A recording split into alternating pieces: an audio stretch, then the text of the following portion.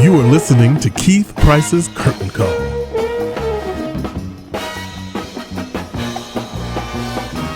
Sure. Hey, this is Keith Price, and we are back here on the Curtain Call. And, you know, I'm talking to the West Coast. This is kind of very groovy for me. I usually don't do phone interviews, but it's hard to catch these winning playwrights when they have a moment.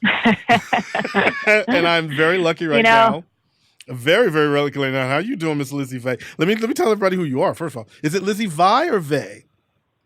It is actually V, just like the letter. Oh, get out of town. Look at you. You got it all. Lizzie Vieh. Lizzie Vieh, and she's got it all spelled all groovy, V-I-E-H. All right now. Lizzie Vieh actually is one of the winners of the Samuel French Off-Broadway Short Play Festival, and her piece entitled Monsoon Season, I love that, was one of the ones that took a prize. And it was very interesting piece because, the fact that I'm talking to this woman who wrote this fantastic piece about this man is one of those things that I love about what Samuel French and what these kinds of festivals bring out, in that it brings out the writer. That's it. You're the writer. It doesn't matter what sex you are. It doesn't matter what ethnicity you are. You're able to write this fantastic story about this man who isn't sleeping, who has an awful job. And I loved the staging of the way that this thing was done, and the staging and the story that this man is telling through these very quick scenes and vignettes within this short piece. What was your inspiration for this piece? Well, I take place in a short play series quite often. It's called Shot, spelled with a Z. And the first Monday of every month, they do a show of 6 short plays centered around a theme. So it was around last October that I was taking part in one of their shows, and the theme was horror. So I had to write something scary, and it had to satisfy certain conditions, like there has to be blood, and something impossible has to occur. And when you do these shows, they give you a theme, they give you certain conditions, and they give you, a certain number of actors. That month, I was given one actor, and it was Richard, who ended up being in the Sam French piece. Oh, perfect. So knowing that I had to write something scary, and knowing Richard a little bit, and knowing him as an actor, I thought, okay, it's going to be a one-man show. It's going to be scary, and I want to use Richard to good effect. So he's a very charming, friendly guy, and I thought, all right, let's subvert that and make him as scary as possible. So that really set up the framework for it. And then as for the content, I am from Phoenix. I love monsoon season, but it does have its scary elements. And I knew I wanted to write about a murder. So those things were kind of percolating in my mind. And the story, I think, like all, creative work, just kind of came to me in pieces of, okay, we're going to start here, and then this happens, and then this. Wow. So yeah, I hope that answers the question, at least to some degree. Well, no, I mean, I love the idea that it comes out of a kind of a boot campy situation in order for you to work as a writer. How did you get involved in that kind of program? Is that something that goes on all the time where you are? It is. It's been going on for about 6 years. There's a theater called the Crane Theater on East 4th Street. It's one of those great kind of dumpy black box East Village theaters that's been around forever and kind of smells but has a lot of history. It's great. Anyway, I have a friend from graduate school who had been doing this thing as an actor for a while. So he invited me to come see a show. I loved it. And got involved and have done it almost every month for about a year now. Wow. So that's where Monsoon Season came from, and a whole bunch of other roughly 7-minute long plays. So do you, with this particular, this formatting, is it that you now find yourself really enjoying the format of a short play versus doing a longer, 1 act, 2 act, something, another? Is that out of the realm for you, or? I mean, there are particular challenges to short work. But in general, I do find it easier than writing a full-length piece. Right. You really only need one idea, and then you shape that. Whereas a full-length piece, there's just so much room for error and so much messiness that can occur. So I like writing both, but I do think the short play is sort of good to keep yourself writing and a good exercise, whereas the long plays when you really have to buckle down and do a lot of editing and revision, which I think is the hardest part of writing. Wow. Because again, getting the idea on paper is the hardest part, and then it's hard enough, but then to have to try to refine it and zero it in. Yeah. I think the fun part actually is getting the idea on paper. I think once you have it there and it's not that good, that's when the hard part happens of, am I going to bother to fix this? Am I going to scrap this? And if I am going to bother to fix this, how do I make it better? That's what I find really challenging. It's fabulous. Lizzie Vieh with me here on the Curtain Call, and we're talking about her prize-winning play. How about that? How does that feel, your prize-winning playwright for your piece? What does that feel like for you? It feels awesome. It feels great. It's sort of the first, I don't know, public recognition I've had for my writing. I've had people encourage me before, but this is people I have no personal connection to saying, well, we like your work. So that feels great. And it really encourages me to keep going. So it's really been an amazing experience. Wow. Well, I mean, you're a Brown Trinity graduate, you got your MFA, your BA, and in the time that you were doing your studies, were your studies in theater as well, in playwriting? Not in playwriting. I majored in theater at Brown, but was primarily acting. Okay. And then I stayed there and got my master in fine arts in acting as well at Brown Trinity. However, I was playwriting the whole time, taking classes, and enjoyed it. And it was actually during my getting my MFA that I wrote my first full-length piece that I got an opportunity to have performed by my classmates.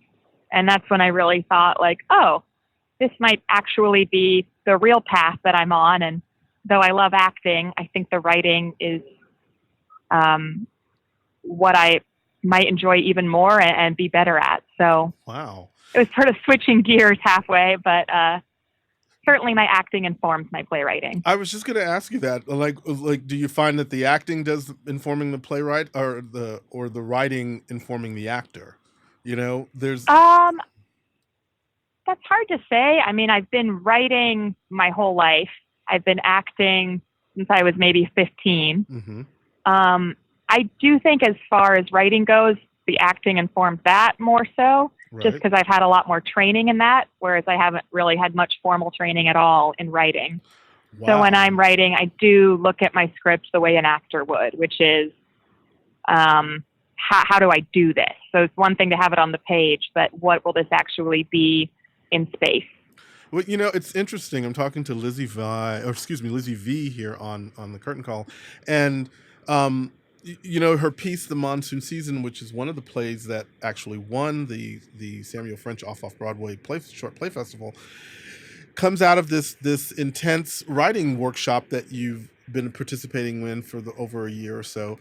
And this piece, I like, as you're talking about this, trying to you edit it as an actor. Is that what I got? Was that correct? I got that. Yeah, I think I do approach my work from the point of view of an actor. Definitely. So when are you going to write the piece for you? Oh boy. I don't think ever, though I love acting and I love writing. I don't think I can approach my own work with the same creative freedom I do someone else's. Yeah. I would be judging the writing as I'm doing the acting, and that's not good acting. This writer sucks. Well, I just feel like, was that the best word choice? No, it wasn't. I'm going to change it right now as I'm acting. As you're right in the middle of the... Yeah, I think an actor needs to accept the writing as finished and just move forward from there. So no, I actually have no desire at all to act my own work. Oh, wow. That's kind of fascinating. Because I'm kind of moved from the world of being a comedian, and I'm always thinking of what's the funniest thing I can write for myself. It's like, but that's interesting that as an actor you don't think of it that way. That's, I guess it might just be a waste. Like I could probably make up some fun stuff for myself, but I don't know. I won't rule it out forever, but at the moment, yeah, I'm just not very interested in that, and I don't think I would do my best acting if it were my own words. Wow. That's, you know what? Thank you for that honest answer. That's very cool. Because, you know, I'm thinking, oh, of course, have written my own speech, my own soliloquy. I'm ready to go, you know. But no, it's a hard thing to do because it's like, it's easy to be objective as an actor, and I guess it's easy to be objective as a writer. But to try to do both for yourself, it's too hard to do ultimately in the end. I mean, John Leguizamo is probably like the classic example of someone who seems to write for himself. But I think part of the genius of him is because it's the comedy energy that he's usually trying to put forth with a little bit of a message. So I see that as a stand-up comedian just doing more work as a comic, you know. But he's also a classically trained actor too, like you. So interesting. Yeah, he's wonderful. I don't know how he does it, but I do have a lot of respect for people who can. I love that. So, Miss Lizzie, what are you working on right now? Let's see. I am taking part in a group project right now. It's called the Seedling Project. Mm-hmm. It is a number of different female writers, actors, and directors who have all created new work centered around the theme of unplanned pregnancies. Ooh. So that will take place in October and November. I'm one of several different writers, so I wrote a 20-minute piece for that, as well as I have a full-length play going up next fall, which I'm working on revisions for that and figuring out production details for that as well. Wow. So good. And this little bump as a prize-winning playwright certainly makes you want to work harder, doesn't it? Oh, it sure does. I just, the more the better, the more projects, opportunities. The busier I am, generally, the better my work is. So trying to do a lot of stuff. Oh, wow. Well, congratulations to you for, I was telling somebody before earlier that it's, you are one play out of 1,600 or 1,500 plays that not only got picked to be presented, but picked to win. So you should be very proud of yourself if you're not proud of yourself, I'm very proud of you and I don't even know you. See? Look at that. Well, thank you. I am proud. I feel very, very lucky and it's been a great experience. Fantastic. And one of the things that I don't know if you've noticed about the selection of winners this particular year, because I don't know what the other winners were like, but I found it very fascinating the amount of diversity that was amidst in that group. Like you guys, you're all different kinds of playwrights. If you look at it just from the on the paper thing, it's like, here's this fantastic woman writing this great play with a man. There is, the angry black queen who's probably, the best part about him is that he really isn't that way. So that was kind of a twist for me.